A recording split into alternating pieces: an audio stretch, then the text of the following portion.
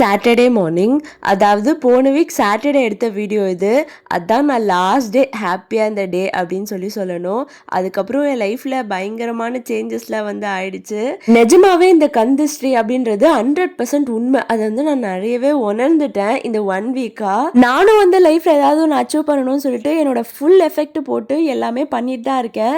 ஆனால் அது எல்லாத்துக்குமே தடை வந்து கை காலை முடக்கி அடக்கி வந்து உட்கார வைக்குது இந்த யூனிவர்ஸ். அது ஏன்னு எனக்கு புரியல.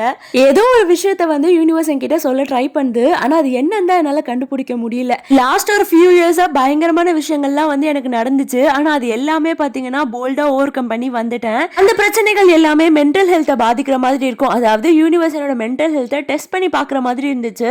ஆனா இந்த லாஸ்ட் ஒரு 1 இயரா பாத்தீங்கன்னா உடம்புலயே ஃபுல் அண்ட் ஃபுல் வந்து பிரச்சனை. எது எடுத்தாலும் உடம்பு சரியில்லை, எது எடுத்தாலும் உடம்பு சரியில்லை, எப்ப பார்த்தாலும் இதே கம்ப்ளைண்ட் தான். கடவுள் அங்க சுத்தி இங்க சுத்தி கடைசியில தலையில கை வச்சாரு அப்படின்னு தான் சொல்லணும். ஏன்னா லாஸ்ட் சண்டே மார்னிங் நல்லா தான் இருந்தா guys. சடனா தலை சுத்த ஆரம்பிச்சது. என்னன்னு ஹாஸ்பிட்டல் போய் கேட்டா சுகர், லோ பிபின்னு என்னென்னமோ சொல்லி கடைசியா எம்ஆர்ஐ ஸ்கேன் எடுக்க சொல்லிட்டாங்க.